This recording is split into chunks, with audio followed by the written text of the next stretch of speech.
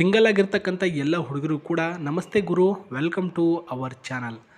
ನಮ್ಮ ಹತ್ರ ಒಂದು ಹುಡುಗಿಯರ ಪ್ರೊಫೈಲ್ಗಳು ಬರ್ತಾ ಹೋಗ್ತಾರೆ, ಅವರಿಗೆ ಹುಡುಗ ಬೇಕಾಗಿರ್ತಾರೆ ಸ್ನೇಹಿತರೆ.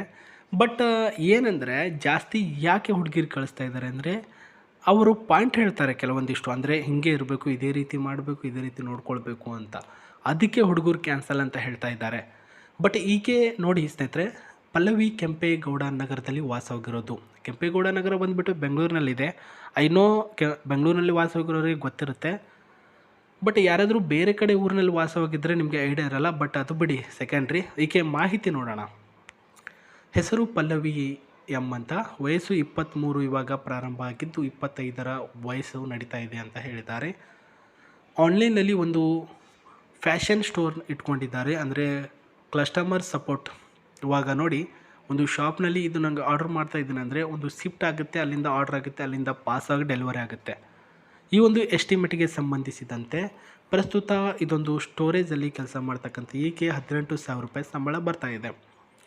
ಅಂದರೆ ಆಕೆ ಕಾಲಿ ಮೇಲೆ ಆಕೆ ನಿಂತ್ಕೊಂಡಿದ್ದಾಳೆ, ಸ್ವತಂತ್ರವಾಗಿದ್ದಾಳೆ, ಏನೂ ಕೂಡ ಸಮಸ್ಯೆ ಇಲ್ಲ. ಇದು ಆಯಿತು.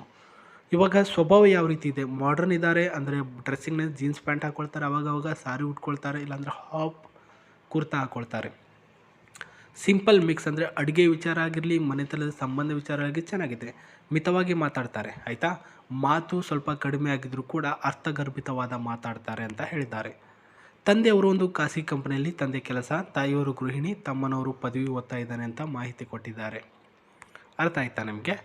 ಇಷ್ಟು ಈಕೆಯ ಮಾಹಿತಿ. ಈಕೆ ಜಾತಿ ಬಂದುಬಿಟ್ಟು ಕುರುಬರ ಮನೆತನದ ಜಾತಿಯಾಗಿದ್ದು ಮೀನ ರಾಶಿಯಾಗಿದೆ ಸ್ನೇಹಿತರೆ. ಕನ್ಯಾ ಒಂದು ನಕ್ಷತ್ರದಲ್ಲಿ ಹುಟ್ಟಿರ್ತಕ್ಕಂಥ, ಕನ್ಯಾ ರಾಶಿಯಲ್ಲಿ ಹುಟ್ಟಿರ್ತಕ್ಕಂಥದ್ದು. ಮೀನ ಕನ್ಯಾ ಎರಡರಲ್ಲಿ ಕನ್ಫ್ಯೂಷನ್ ಇದೆ, ಎರಡರಲ್ಲಿ ಒಂದು ರಾಶಿ ಇದೆ ಸ್ನೇಹಿತರೆ. ಪಲ್ಲವಿ ಎಂ ಈಕೆಗೆ ಬೇಕಾಗಿರ್ತಕ್ಕಂಥ ಹುಡುಗ ಯಾವ ರೀತಿಯಲ್ಲಿರಬೇಕು, ಕ್ವಾಲಿಟಿಯಲ್ಲಿ ಅಥವಾ ಕ್ವಾಂಟಿಟಿಯಲ್ಲಿ? ನಂಬರ್ 1, ಸಮಯಕ್ಕೆ ಮೌಲ್ಯವನ್ನು ಅರಿತುಕೊಂಡು ಚೆನ್ನಾಗಿ ನನ್ನ ಜೊತೆನೇ ಸಮಯ ಮೀಸಲಿಡಬೇಕು. ಸೊ ಕೆಲಸ, ನನ್ನ ಮಕ್ಕಳು, ನನ್ನ ವೈಫು ಈ ರೀತಿ ಇರಬೇಕು, ನನಗೆ ಸ್ವಲ್ಪ ಜಾಸ್ತಿ ಸಮಯ ಕೊಡಬೇಕು ಅಂತ ಹೇಳಿದ್ದಾರೆ.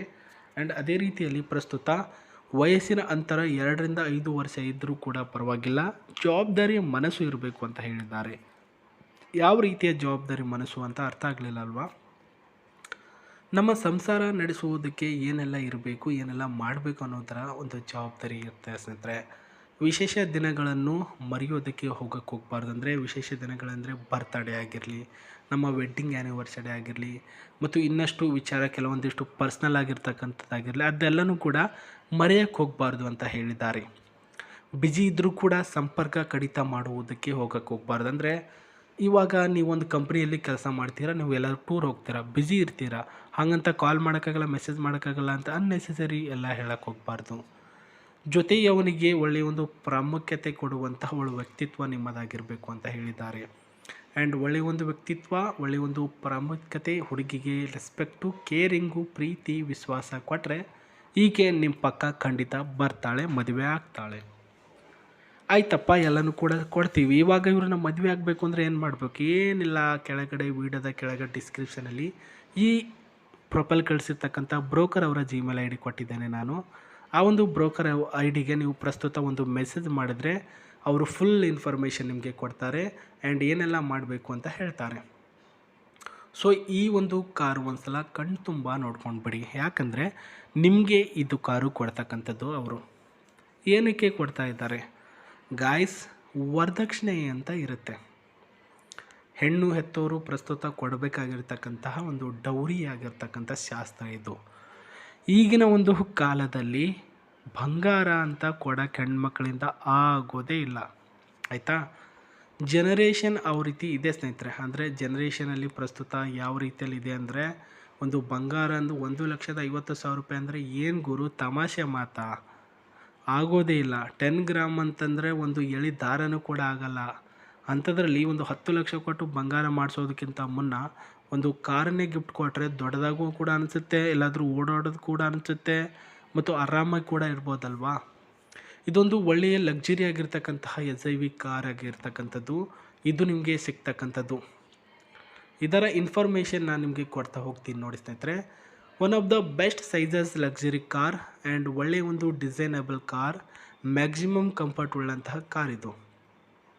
ಮತ್ತು ಪರ್ಫಾರ್ಮೆನ್ಸ್ ಬಾಯ್ಸ್ ನೋಡೋದಾದರೆ ಒಳ್ಳೆಯ ಒಂದು ಗುಡ್ ಲುಕ್ ಇದೆ ಮತ್ತು ಡೆಲಿವರಿ ಸ್ಟ್ರಾಂಗ್ ಇದೆ ಅಂತ ಹೇಳಿದ್ದಾರೆ. ಇದರ ಇಂಟೀರಿಯಲ್ಸ್ಗಳನ್ನು ನೋಡೋದಾದರೆ ಒಳಗಡೆ ಇಂಟೀರಿಯಲ್ಸ್ನ ನಾನು ಆಮೇಲೆ ತೋರಿಸ್ತೀನಿ. ಹೊರಗಿನ ಕಲ್ಚರಲ್ ಲುಕ್, ಕ್ವಾಲಿಟಿ ಮತ್ತು ಕ್ವಾಂಟಿಟಿ ಬಗ್ಗೆ ನೋಡ್ಕೊಂಡು ಬಿಡಿ. ಒಳಗಡೆ ಲೆದರ್ ಸೀಟಿನ ಡಿಸೈನ್ ಇದೆ ಸ್ನೇಹಿತರೆ. ಲೆದರ್ ಸೀಟ್ ಅಂತಂದರೆ ಪ್ರಸ್ತುತ ಸ್ಟ್ರಾಂಗ್ ಆಗಿರ್ತಕ್ಕಂತಹ ಕಂಫರ್ಟ್ ಲೆದರ್ ಸೀಟ್ ಇದೆ ಮತ್ತು ಸನ್ರೋಪ್ ಇದರಲ್ಲಿ ಆ್ಯಡ್ ಮಾಡಿದ್ದಾರೆ ಅಂತ ಹೇಳಿದ್ದಾರೆ ಸ್ನೇಹಿತರೆ.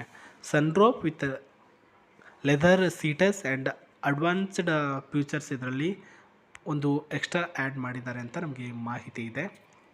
ಮತ್ತು ಕ್ವಾಲಿಟಿಯಲ್ಲಿ ಡೀಸೆಲ್ ವೇರಿಯಂಟ್ ಆಗಿರ್ತಕ್ಕಂಥದ್ದು, ಅಂದರೆ ಪೆಟ್ರೋಲ್ ಅಂತ ಇರುತ್ತೆ, ಬಟ್ ಇದರಲ್ಲಿ ಬಂದು ಡೀಸೆಲ್ ವೇರಿಯಂಟ್ ಆಗಿರುತ್ತೆ ಸ್ನೇಹಿತರೆ. ಡೀಸೆಲ್ ಹಾಕಿದ್ರೆ ಮಾತ್ರ ಮೂವ್ ಆನ್ ಆಗುತ್ತೆ ಗಾಡಿ. ಇದರ top model one of the most ಲುಕ್ಕಲ್ಲಿ white colour, black colour, blue ಕಲರಲ್ಲಿ ನಿಮಗೆ 3 ಕಲರಲ್ಲಿ ಚಾಯ್ಸಿಂಗ್ ಇರುತ್ತೆ. ಅದರಲ್ಲಿ ನೀವು ಯಾವ ಸೆಲೆಕ್ಷನ್ ಮಾಡ್ತೀರೋ ಆ ಕಲರ್ಗಳಿಗೆ ಸಂಬಂಧಿಸಿದಂತೆ ಪ್ರಸ್ತುತ ಹುಡುಗ ನಿಮಗೆ ಸಿಗುತ್ತೆ, ಅಂದರೆ ಕಾರು ನಿಮಗೆ ಸಿಗುತ್ತೆ. ಜೊತೆಗೆ ನೀವು ಹುಡುಗ ಅವರವರಾಗಿರ್ಬೇಕಂತೆ. ಲೆದರ್ ಡಿಸೈನ್ ಸೀಟಸ್ ನೋಡ್ತಾ ಇದ್ದೀರಾ.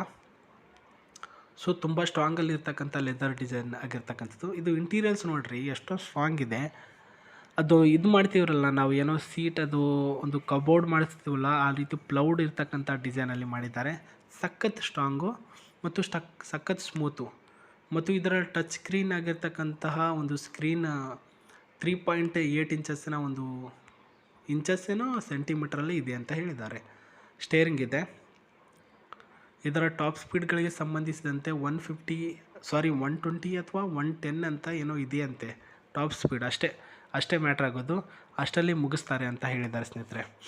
ಇದು ಸ್ನೇಹಿತರೆ ಇವತ್ತಿನ ಒಂದು ಫ್ಯೂಚರಲ್ಲಿ ಇರ್ತಕ್ಕಂತಹ ಒಂದು ಡಿಸೈನ್ ಆಗಿರ್ತಕ್ಕಂಥದ್ದು ನೋಡ್ತಾ ಇದ್ದೀರಾ. ಅಫ್ಕೋರ್ಸ್ ನಿಮಗೆ ಇಷ್ಟ ಆಗಿದೆ ಅಂತ ಅಂದ್ಕೊಳ್ತೀನಿ. ಇಷ್ಟ ಆಗಲಿಲ್ಲ ಅಂದರೆ ಬೈಯಕ್ಕೆ ಹೋಗಬೇಡಿ, ಬ್ರೋಕರ್ ಅವ್ರನ್ನ ಕೇಳಿ ಹೆಚ್ಚಿಂದು. ಅವ್ರು ಏನು ಹೇಳಿದರು ಬ್ರೋಕರ್ ಅವರು ಅದೇ ರೀತಿ ನಾನು ಹೇಳಿರ್ತೀನಿ. ಒಳ್ಳೆಯದಾಗಲಿ. ಈ ದಿನ ನಿಮಗೆ ಶುಭವಾಗಿರಲಿ.